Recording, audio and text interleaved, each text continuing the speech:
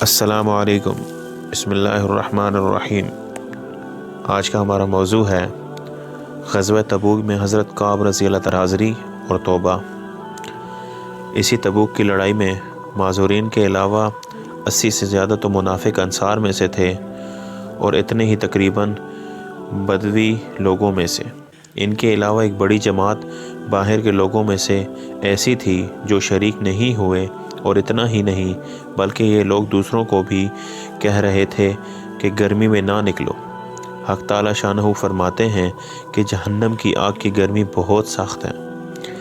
ان کے علاوہ 3 سچے پکے مسلمان بھی ایسے تھے جو بلا کسی غزر قوی کے اس لڑائی میں شریک نہیں ہوئے۔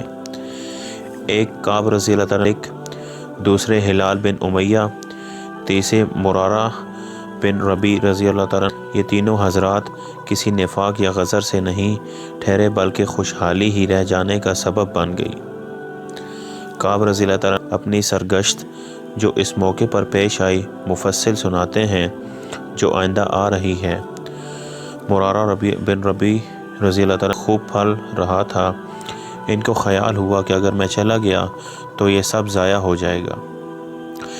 ہمیشہ میں لڑائیوں میں شریک ہوتا ہی رہا ہوں، اگر اس مرتبہ رہ گیا تو کیا مضائقہ ہے، اس لیے ٹھہر گئے۔ مگر جب تنبؤ ہوا تو چونکہ باغ ہی اس کا سبب ہوا تھا، اس لیے سب کو اللہ کے راستے میں صدقہ کر دیا۔ ہلال رضی اللہ تعالیٰ اعزار جو کہیں گئے ہوئے تھے، اتفاق سے اس موقع پر سب جمع ہو گئے۔ ان کو بھی یہی خیال ہوا کہ ہمیشہ شرکت کرتا ہی رہتا ہوں، اگر اس موقع پر نہ جاؤں تو کیا حرج ہے، اس لیے ٹھہر گئے۔ مگر تنبہ ہونے پر سب سے تعلقات منقطع کر لینے کا ارادہ کیا کہ یہ تعلقات ہی اس لڑائی میں شرکت نہ کر سکنے کا سبب ہوئے۔ حضرت کعب رضی اللہ تعالیٰ حدیث میں کثرت سے آتا ہے، وہ اپنی سرگشت بڑی تفصیل سے سنایا کرتے تھے۔ وہ فرماتے ہیں کہ میں تبوک میں سے پہلے کسی لڑائی میں بھی اتنا قوی و مالدار نہیں تھا جتنا کہ تبوک کے وقت تھا۔ اس وقت میرے پاس خود اپنی ذاتی 2 اونٹنیاں تھیں۔ اس سے پہلے کبھی بھی 2 اونٹنیاں میرے پاس ہونے کی نوبت نہیں آئی۔ حضور اکرم صلی اللہ علیہ وسلم کی ہمیشہ عادت شریفہ یہ تھی کہ جس طرف لڑائی کا ارادہ ہوتا تھا اس کا اظہار نہیں ہوتا تھا، بلکہ دوسری جانبوں کے احوال دریافت فرماتے تھے۔ مگر اس لڑائی میں چونکہ گرمی بھی شدید تھی اور سفر بھی دور کا تھا، ان کے علاوہ دشمنوں کی بھی بہت بڑی جماعت تھی، اس لیے صاف اعلان فرما دیا تھا تاکہ لوگ تیاری کر لیں۔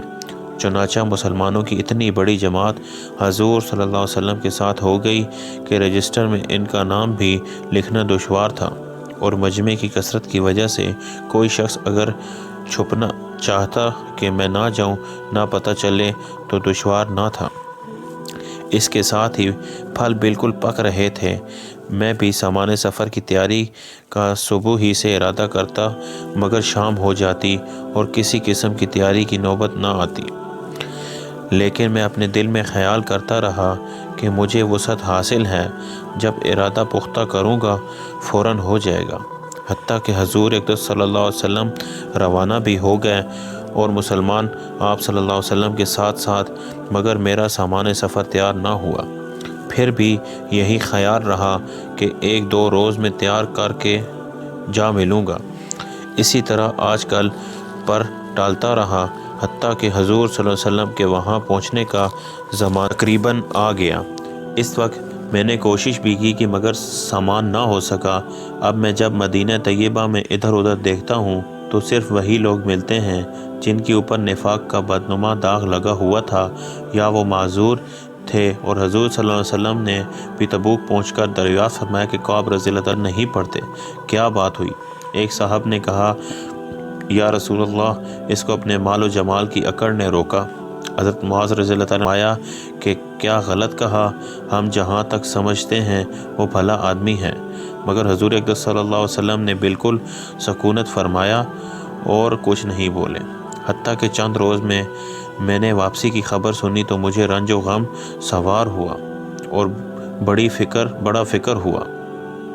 دل میں چھوٹے چھوٹے عذر آتے تھے کہ اس وقت کسی فرضی عذر سے حضور صلی اللہ علیہ وسلم کے غصے سے جان بچا لوں، پھر کسی وقت معافی کی درخواست کر لوں گا۔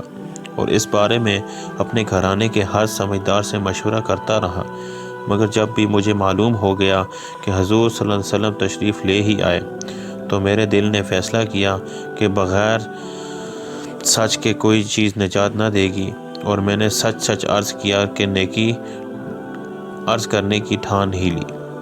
حضور صلی اللہ علیہ وسلم کی عادت شریفہ یہ تھی کہ جب سفر سے واپس تشریف لاتے تو اول مسجد میں تشریف لے جاتے اور 2 رکعت المسجد پڑھتے اور وہاں تھوڑی دیر تشریف رکھتے کہ لوگوں سے ملاقات فرمائیں۔ چنانچہ حسب معمول حضور صلی اللہ علیہ وسلم تشریف فرما رہے اور منافق لوگ آ کر جھوٹے جھوٹے عذر کرتے اور قسمیں کھاتے رہے۔ حضور اقدس صلی اللہ علیہ وسلم ان کے ظاہر حال کو قبول فرماتے رہے اور باطن کو اللہ کے سپرد فرماتے رہے کہ اتنے میں بھی حاضر ہوا اور سلام کیا۔ حضور صلی اللہ علیہ وسلم نے ناراضگی کے انداز میں تبسم فرمایا اور اعراض فرمایا۔ میں نے عرض کیا، یا نبی اللہ، آپ نے اعراض فرمایا، میں خدا کی قسم نہ تو منافق ہوں نہ مجھے ایمان میں کچھ تردد ہے۔ ارشاد فرمایا کہ میں یہاں میں قریب ہو کر بیٹھ گیا۔ حضور صلی اللہ علیہ وسلم نے فرمایا کہ تجھے کس چیز نے روکا؟ کیا تو نے اونٹنیاں نہیں خرید رکھی تھی؟ میں نے عرض کیا، یا رسول اللہ، اگر میں کسی دنیا دار کے پاس اس وقت ہوتا تو مجھے یقین ہے کہ میں اس کے غصے سے معقول نظر کے ساتھ خلاصی پا لیتا کہ مجھے بات کرنے کا سلیقہ اللہ تعالیٰ نے عطا فرمایا ہے، لیکن آپ کے متعلق مجھے معلوم ہے کہ اگر آج جھوٹ سے آپ کو راضی کر لوں تو قریب ہے کہ اللہ جل جلالہ مجھ سے ناراض ہوں گے، اور آپ سے صاف صاف عرض کر دوں تو آپ کو غصہ آئے گا، لیکن قریب ہے کہ اللہ کی پاک ذات آپ کے عتاب کو زائل فرما دے گی۔ اس لیے سچ ہی عرض کرتا ہوں کہ واللہ مجھے کوئی غرض نہیں تھا، اور جیسا فارغ